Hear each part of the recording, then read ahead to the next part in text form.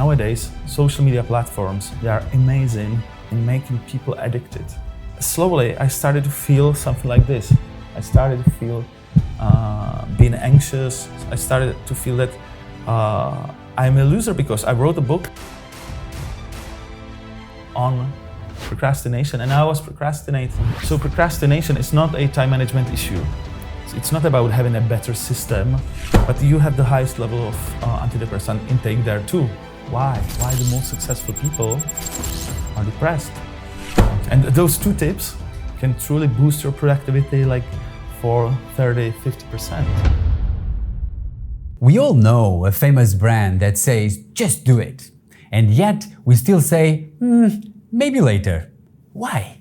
On today's show, we have Petr Ludwig, an expert on hacking procrastination, a best-selling author with over 400,000 copies sold. He's the founder and CEO of his company named, guess what? Procrastination.com. In this conversation, you'll uncover 3 key learnings. Why do we procrastinate? Who procrastinates the most? How do we overcome this tendency? Now, let me tell you a secret. Do you know what is the step 1 for hacking procrastination? To watch this video now, not tomorrow. Let's go.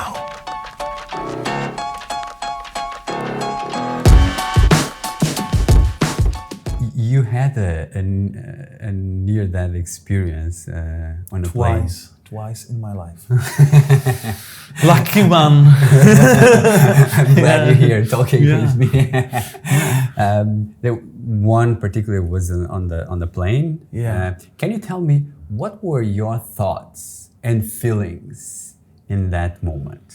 Yeah. So the first feeling was when I heard the sound. It was very noisy because the engine blew up. Our right engine blew up, so it was very noisy. So that was the first experience, and I was shocked, of course. Like you are thinking like, okay, I'm very unlucky because if you see the statistics, it's very safe to travel by train, by planes.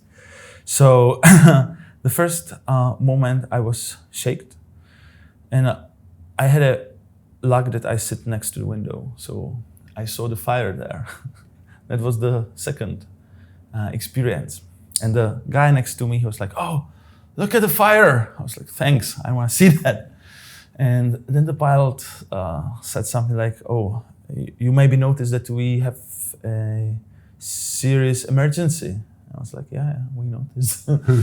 And it was after the takeoff, like after 15 minutes. So we went back to Amsterdam Schiphol airport. And those other 15 minutes were the longest because you truly have no chance to somehow influence your destiny. Normally, you have agency. You can exercise. You can change things in your life. But when you are on board and there's fire, what you can do? Like you can't call your parents. The only decision that I had was that I wear a jacket, and I was thinking, like, should I wear it or not? So I put it off because I was thinking, like, okay, if we are going to die, I want to die without a jacket because it could be more painful.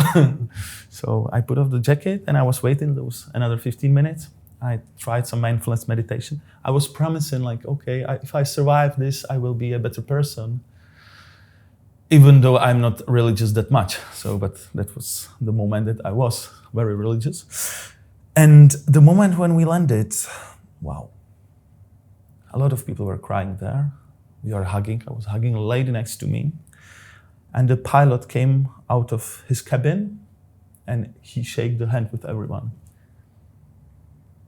And that was it. We survived.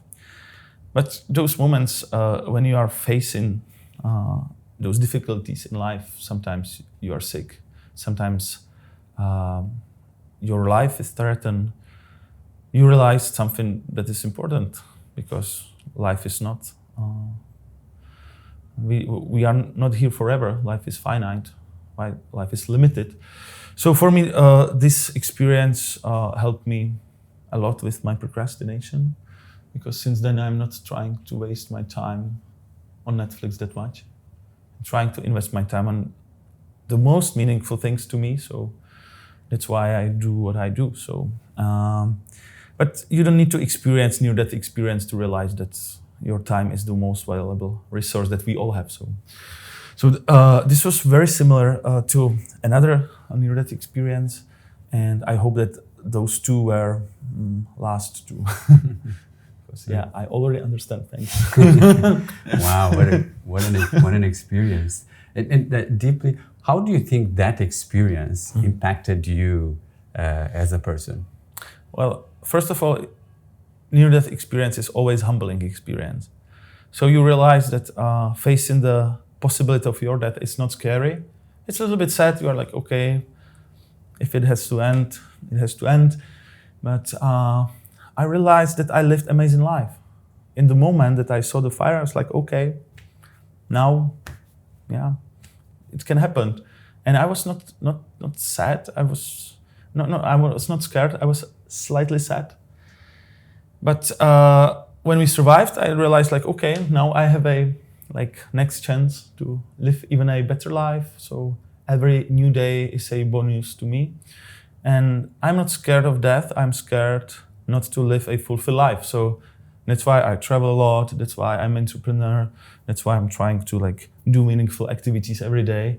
And whenever I realize that I'm wasting my time, I'm trying to remind myself that moment, to see the fire, to realize, okay, maybe my life can end tomorrow, but I think that I already lived a very fulfilled life, so it can happen. I'm completely okay with that. I'm not scared, but I'm scared not to live a fulfilled life. And what drives you? In my whole life, you mean? I think that my main or deepest motivation is truly to somehow help others, and my field is education, because I love to share some useful ideas on how to have a fulfilled life, how to be more focused, how not to be addicted on social media. And truly, the subtitle of the book is How to Stop Postponing and Live a Fulfilled Life. So somehow fulfilled life is fulfilling me when I help others with that. Yeah, so my mission or my passion or my purpose is to help others to have their purpose. So this is the core. And the second part of my work is to simplify science. The book is based on more than 100 scientific studies. And my background is in computer science, data science. So I love to read a lot of scientific papers. I love to analyze data and to simplify those studies into few simple pictures that everyone can understand. So simplifying science, and I love the quote that if you can't explain it simply, you don't understand it well enough. So that's why the book has a lot of pictures too. So 100 scientific studies, but 100 simple pictures that can help people to understand those concepts in detail. So this is my mission, help people to have strong sense of purpose in life, and be evidence-based, because you have so many coaches, you have so many self-help gurus, but they don't base what they are saying on a solid science, let's say. Yeah. So talking about science, so can you explain the science behind procrastination? Well, if you want to dive into any topic, the first step, what I do is I analyze what is called meta-analysis. So someone already took all the research in the field and make a study based on all those research. So if you read those meta-analysis about procrastination, it seems that the main cause of procrastination is what they call lack of self-regulation. So it means self-regulation, it means that you are unable to overcome negative feelings that you have. So procrastination is not a time management issue. It's not about having a better system, but it's about understanding your own emotions and being able to overcome those negative emotions. So sometimes you procrastinate because the task is too big. So you divide the big task into smaller ones. Sometimes you don't know where to start, so you procrastinate that. So the solution is to ask someone to help, or for example, sometimes we procrastinate because we are perfectionists, and you have those negative feelings when the task is not finished. Maybe you are afraid that you are not perfect yourself. Sometimes we procrastinate because we have, let's say, toxic people around us. A lot of people, they procrastinate at workspace because of toxic bosses, because of toxic culture. So sometimes we procrastinate because we are scared. We are scared of failure. Some people are scared even to be successful. So procrastination is all about emotions and about your ability to understand your own emotions. So that's why people with higher emotional intelligence procrastinate less, because they are able to understand their own emotions and somehow cope with them better. People that do mindfulness meditation, they procrastinate less. There is a study that if you procrastinate and if you start to do like 10-minute meditations a day, you can decrease your procrastination because you are more aware of your own emotions. Another technique is truly to deploying your strengths, because if you are using your strengths on daily basis, you enjoy the process much more because you have already higher self-esteem, and if you have higher self-esteem, you are looking forward to do those tasks. So, for example, like the better you are, the less you procrastinate, and the better you become. So that's why the exact opposite of procrastination is what is called a state of flow. Mihai Csikszentmihalyi, very famous psychologist, he uncovered this when he did a very extensive study on top athletes, top business people, top artists, and he asked them like, where you feel the most fulfilled, and they said during the process. So if you love what you are doing, then you deliver even more results, but you don't care about results. You just enjoy the process. So the exact opposite of procrastination is whenever you are in a state of flow, because time stops for you. You are in a present moment, like us now in this moment. And that's why, that's the moment when our brain is active. Yeah, we have higher level of those hormones like serotonin and dopamine. So not just we are focused better, we are more creative, our memory works much better. So you have two states. You procrastinate, you are undermining your self-esteem, you have those negative emotions of regret, and then you have state of flow. You are focused, you are fulfilled. So, and no one is perfect. Yeah, I sometimes also procrastinate, but the idea is to decrease the time of procrastination and increase the time of being in a state of flow. Okay, so it goes back to the emotions, to self-regulation that you say, yeah. And the more you are able to work on that, you are able to actually also to manage the situations that comes to you exactly. better, and that's why the opposite is flow. Yes, right? Yes, definitely. And there are some new studies on sleep.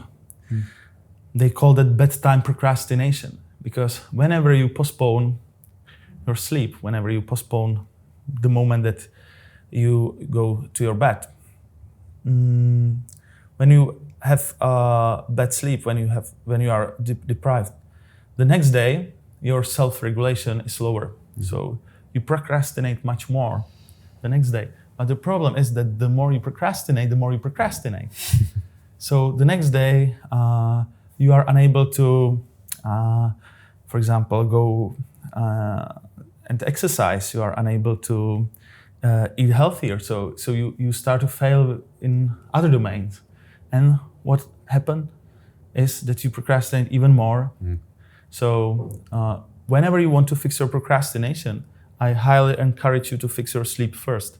Because the better your sleep is, the less you procrastinate the next day.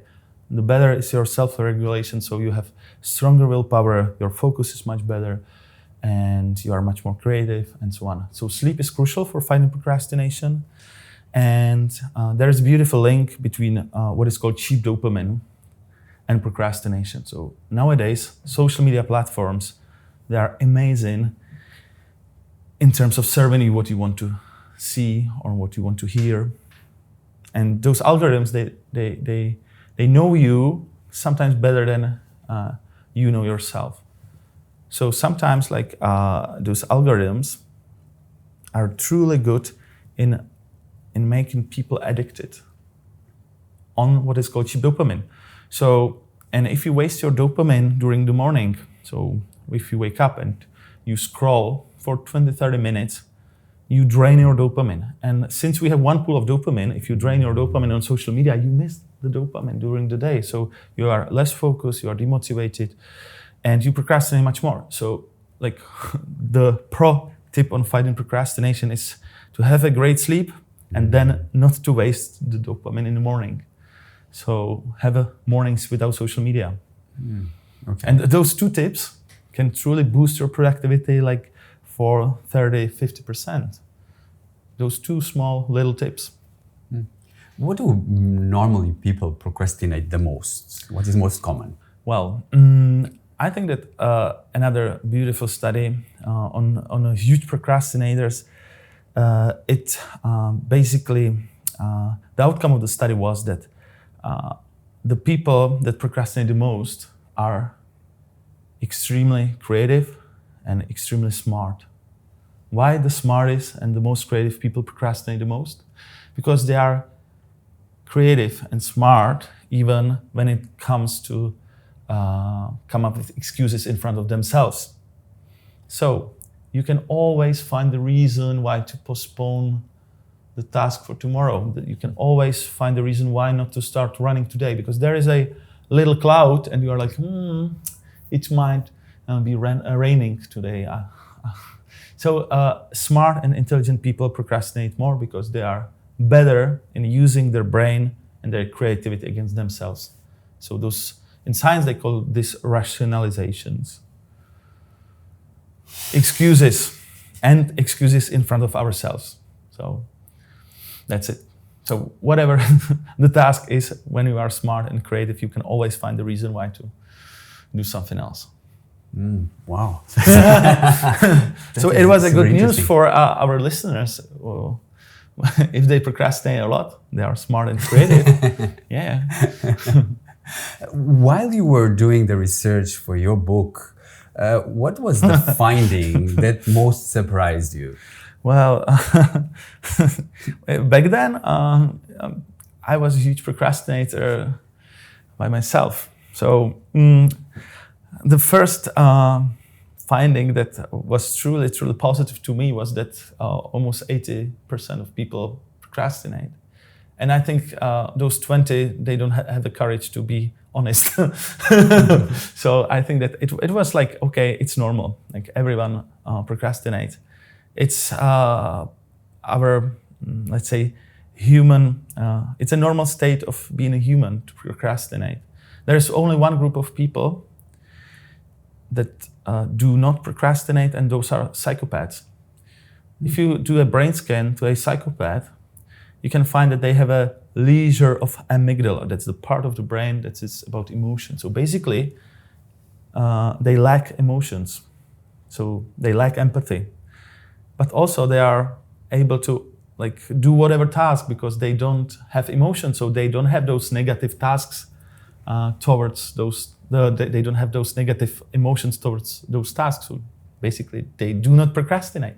So for a psychopath, it's easy to, I don't know, call to someone if it's unpleasant because he or she doesn't know what is unpleasant.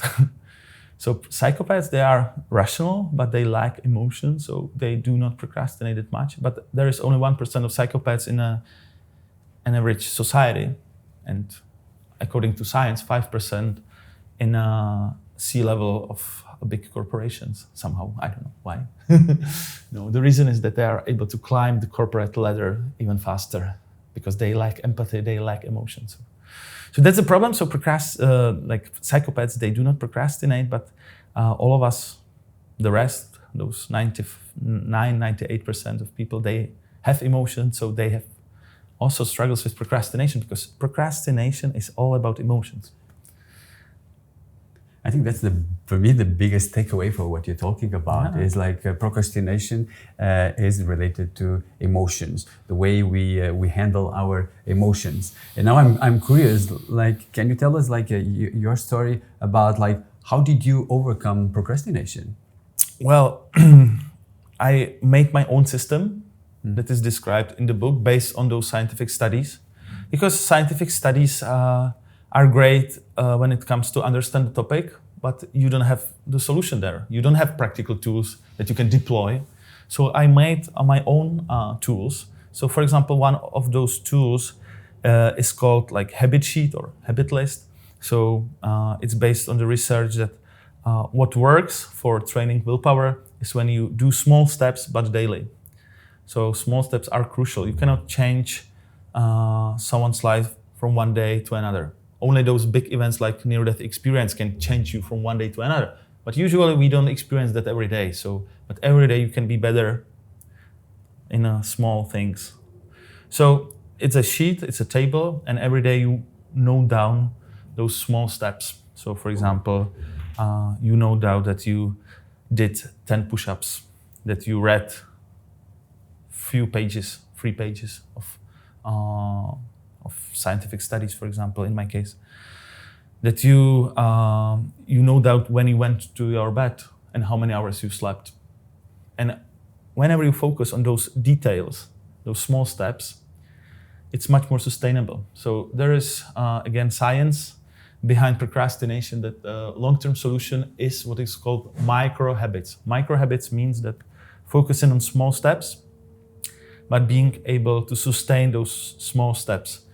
And whenever you fail, it's very important to get back on track as fast as possible. So if you fail one day, it's very important to not to fail the next day, because then you form a new bad habit if you fail twice, 3 times. So habits are crucial in terms of fighting procrastination, because we have one willpower. It's here in what is called prefrontal cortex. And good news, procrastination is not inborn. It's not about genes. Mm-hmm. You have identical twins, and one of those twins can be very productive, very positive, and the other can be a huge procrastinator and can be very pessimistic. So it seems that genes, they have some influence on us, but it's not 100%. Sometimes it's less than 20-30%. So those studies on identical twins, the outcome is that procrastination is not inborn. It's more like a bad habit that you can change. So the way to solve procrastination is to deploy those positive habits. As I said, like focus on good sleep. Do not waste your dopamine during mornings with social media. To exercise, like the more you exercise, the less you procrastinate. So there is a connection between exercise and procrastination too, because you can boost your willpower with exercise, and then we have one willpower for other activities. So the more you exercise, the better you are. For example, in other domains that you need willpower for. So they made a research that some salespeople, they started to run. They divided them into 2 groups. So one started to run, the second group was control, and there was an impact on their numbers at work too. So the more you exercise, the better you are at work too. So those were some tips on that I deployed in my life, and when it worked for me, I'm a huge procrastinator, or I was a huge procrastinator, and I have very deep problems, very big and deep problems to focus. So whatever worked for me usually works for like 99% of people.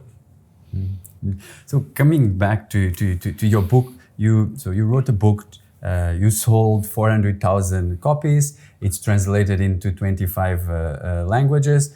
Can you tell us what are the key strategies that you mentioned in the book that can help us to overcome procrastination? Well, we already discussed the most fundamental ones, and the whole first chapter is about value of time, to realize that time is finite, because then you want to live a fulfilled life. When you think that you live forever, you don't have this tension that you want to do something, because sometimes people are wasting their time, life, but they are not aware that they are losing something. So every minute that is wasted forever. And for me, this is scary, but this helps me to motivate myself, because I don't want to waste the whole day on social media or on Netflix or YouTube or doing something meaningless. No, because it's painful, because you feel that you are losing your time. So that's the first chapter, realizing the value of time. And then purpose in life and at work. Because those long-term studies, they uncovered that the best way for long-term motivation is to have strong sense of purpose, not goals. Because whenever people focus on goals, the bigger the goal is, it makes you motivated. But when you reach the goal, you experience only short periods of time of satisfaction. And then you get back to the baseline. So they call this, in science again, they call this hedonic adaptation. So when you finish your university, try to guess how many hours or days you are fulfilled. Some people few hours, in some cases few days, but usually not longer than 1 week. So you spend many years studying, and then you are few days fulfilled. So goals, they have this amazing, or goals that they have this tremendous problem that you can imagine the happiness shortly afterwards, but your brain can't predict the short lifespan of that happiness. So that's why people that are focused just on goals, they are usually addicted, because they need bigger goals. And they are chasing something, but they are not fulfilled in the long term. So that's the first chapter. And it's about uncovering your purpose and focus on journey rather than the destination. So if you focus on journey, you are much more fulfilled in the long term. You are much more in a state of flow. And whenever you enjoy the process, you deliver even more results. You deliver more goals, but you don't care about them. You enjoy the process. So that's the first chapter. Value of time, intrinsic motivation, and that the path is the destination. The second main chapter is about habits. We already discussed those tiny habits, micro habits, and the courage sometimes to overcome our comfort zones, because sometimes you truly have to act in the right moment. And I have this tool from Professor Philip Zimbardo from Stanford University. He's an amazing guy. I met him 3 times in my life.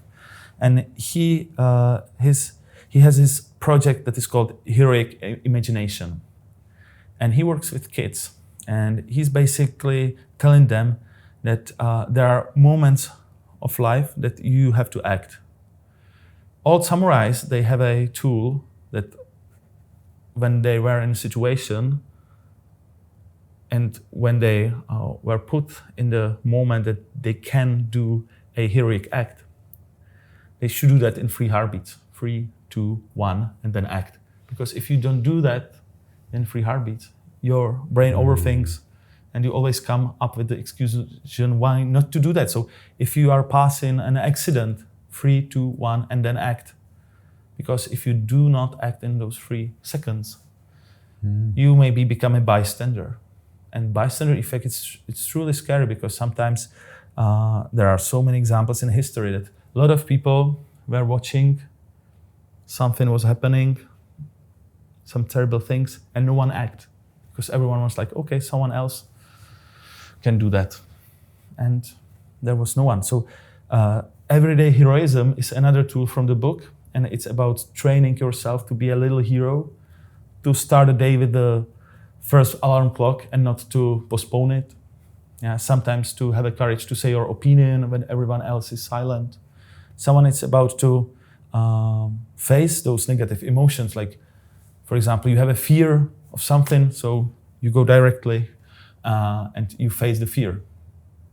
and again with small steps, because whenever you are able to overcome those fears with small steps, you train the ability to be outside of your comfort zone. Because a lot of people, they are searching for comfort. Yeah, their main goal of life is to have a passive income and financial freedom, and ideally not to work at all. That's not it. Like, the better mindset is to truly enjoy yourself being outside of your comfort zone. So whenever you overcome yourself, then you have that expensive dopamine. Your reward centers are activated, but then you feel fulfilled. So in comfort, we are not growing. Mm-hmm. You have to overcome yourself. So that's why the crucial chapter of the book is about everyday heroism, and it's based on Zimbardo's research. And I'm always trying to ask myself where I can overcome my fears, where I can overcome myself, where I can overcome my comfort zones. So that's why I travel a lot. Traveling helps a lot than being to talk to strangers sometimes. Yeah. You can have amazing conversation when you talk to someone next to you in airplanes. Mm. Yeah. Because sometimes we are too shy to connect, but I had so many amazing discussions in airplanes. But it's outside of your comfort zone too. So 3, 2, 1, and act. Well, so much to unpack there. Yeah, thank you for sharing. Yeah, for me, so what I'm doing is fully aligned with my purpose. And I can see that, and even there's certain things that are more aligned to who I am. Certain things that I do are more aligned with what I do and more aligned with that purpose. And those things, I don't procrastinate. Of course, yeah. I don't procrastinate. And I've been watching myself in certain things that I don't enjoy, and it's not aligned with what I love. Yeah. I procrastinate. Of course. So it's aligned with what you're saying, and I love it. Something that contributes also a lot for procrastination is people who are perfectionists, and also the fear of failure. Mm-hmm. What's your advice for people who are in this situation? Well, for perfectionists, I'm perfectionist by myself. For example, this cover of the book, I made the cover by myself because we had 5 graphic designers and I didn't enjoy any of their designs. And I was like, okay, I spent 2 years writing the book and I want the cover somehow reflect my values. And I made it by myself. You have a golden ratio that this is even my handwrite. I love minimalism, so it's a lot of white space. So this is a symbol for me because my publisher, he pushed me a lot. He was like, you have to choose one of those designs out of those 5. And I was like, no, this is my book. I truly, truly want to have a perfect cover. So I am perfectionist. And I think it's a great gift. But you have to be perfectionist only in things and tasks that are the most important. So, for example, with the book, it's very smart to be a perfectionist. But with an average email, nope. So you have to truly choose those 80% of your work that it's completely okay to leave unperfect, but you always have to choose those 10 to 20% of tasks that you truly need to focus on and to improve that into a diamond. And so for me, it's a huge part of my work to understand what are those diamonds and have the courage to let's say, to have the courage to say no to those other tasks and things that can distract you. So this is maybe the most important tool for better time management. It's the courage to say no. Because if you don't have the courage to say no, then you are overwhelmed by priorities of others. When you check your email, how many % of those emails are about your vision, about your priorities? Only few. Most of emails that we are receiving are about priorities of others. And if you don't have the courage to say no, your to-do list is overwhelmed and you are working not on your visions, but on visions of others. So courage to say no is crucial for mental health and for productivity.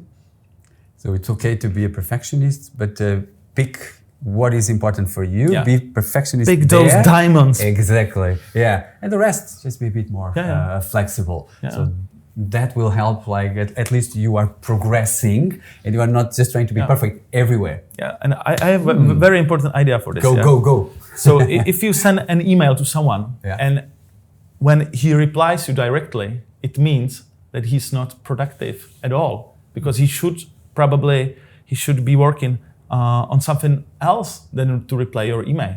So sometimes I don't reply for many days because I'm working on something much more important. So I have a great personal assistant too, so she helps me to be my firewall to those distractions. But again, for me, emails are not full of my priorities. So sometimes I don't check my email because I'm working on something that is much more meaningful. It's much more important for my mission and vision, and that can help more people than when I spend 3 hours replying emails. Email is a huge one in terms of time management, procrastination. Yeah. It's huge. Can you share with us, what's your system in order to better manage email? Well, I have a story, and that was the moment when I was nearest to the burnout. It was shortly after I published the book. I published the book on time management, so I should be perfect, right? So, and when the book was published, I started to get more and more emails, like 100 plus emails daily. And I am a perfectionist, so I replied all of them because I love to have a zero inbox. So I replied 100.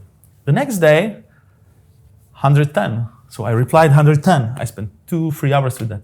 The next day, 120, because the more you replied, the more emails came. So, and slowly I started to feel something like this. I started to feel being anxious. I started to feel that I'm a loser because I wrote a book on procrastination and I was procrastinating my emails, and it was twice painful for me because I was an expert in productivity and I was unable to be productive. And then I made a very big decision. So I just left to Japan. I just directly left. And I forwarded my email to my colleague. If I didn't do that, I completely burned out back then. So I forwarded the email to my colleague. I went to Japan alone for 1 month. I went back and I had only 10 emails. She said oh, you have 10 emails. I was like, what the hell? Where is the rest? And it was unimportant. I replied that. I was like, okay, so now I understand that I truly need a personal assistant. Because to recognize whether the email is important, you have to read it. So even though the email is unimportant, first you have to read it to recognize. And now I have amazing personal assistant. So she basically goes through all my emails. She divided them into what is important, what's not. And those few, that's only 2-3% of emails that are important. Wow. And she forwards those emails into my secret folder. Wow, I love that. I think that can help a lot of people. If you're an entrepreneur or freelancer, or it's a great investment because the investment is much lower than the amount of money that you can earn when you don't reply emails 2-3 hours daily. Really, really good. Wow. So you gave already a lot of tips for people to overcome procrastination. Now, tell me, what is the most powerful question that people can ask themselves that will help them to also in their journey of procrastination? Well, I think that the most important question of life is truly what are your unique strengths? Because everyone has a set of strengths, but some of them are truly unique. What are your unique strengths, and how you can use those unique strengths to deliver something meaningful to others? How you can change and improve communities that you are part of, how you can maybe slowly change the whole world and pass it to the next generation in a slightly better state. So combination between unique strengths and purpose and meaning together works the best in terms of fighting procrastination, in terms of being in a state of flow. And I have an example of my life and my work. So my unique skill is to simplify complex things. So that's why the book has a lot of pictures, I already told you. So the whole cover is me, like it's simplicity. So I love simplicity. I'm minimalist by myself. And I used minimalism for my thoughts. So I don't like to have a complex, messy thoughts in my brain. So I love to simplify things and make them useful. So this is my like unique skill, ability to simplify. And I use this to deliver value to others. Because when I'm an educator, I can do better talks, better workshops, when everyone can understand that. So simplicity is my skill, unique skill, and the meaning is to help others and to help them to understand their procrastination, for example. So what is my unique skill? That's the question. Well, I think that you ask great questions. So, and I feel that you enjoy the process, right? So you are already in a state of flow. Yeah. Yeah. So, and we discussed that during our preparation call. Yeah, that you find your purpose too. So maybe tell us, like, what do you think that changed you? Now I will ask you, but just one question. So what changed your career to have more purpose in life? I think I was always looking for that purpose. And I was asking that deeper question is like, what is my truth? What is my purpose? And even if I was not there, I was always in that direction. Until now, I am fully living my purpose. And what you're saying, like my unique strength is to connect with people. Yeah, and that's how I can feel that. So purpose gives me, gives me the energy, the creativity, and also gives me the power to help others and to impact the world. Yeah. Yeah. So basically, we do the same, but we have different skill sets. Yes. So that's why we are not competitors. Yes. We can always collaborate when we have similar or same values. And I always say that diversity is important, but not in terms of values. So if you have a team, you want to have a very diverse team with different skill set, with different backgrounds, because then you can understand complex things, you can innovate quicker. But diversity with values is not a good thing when it comes to collaboration. So if we have similar values, then we can collaborate. If we have different values, we are also not competitors, because you don't have a mission to help others.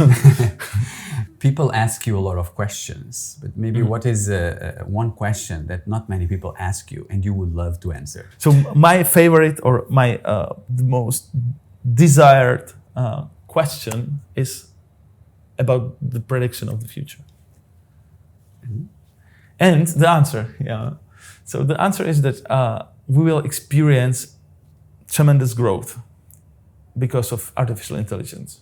But also there will be huge risks. For example, when some governments use AI for like spreading misinformation, or use AI to spy their inhabitants. So I think that the future will be both amazing and both terrible. And the pace of those changes will be quicker and quicker. So we have to prepare for that. And the more people with ability to have strong missions, visions, values, when we have a lot of strong leaders, we will be capable of survival. If not, well, that's going to be a huge problem. So I think that now we have a short window of time to prepare, like maybe few months, few years to prepare for the future era. And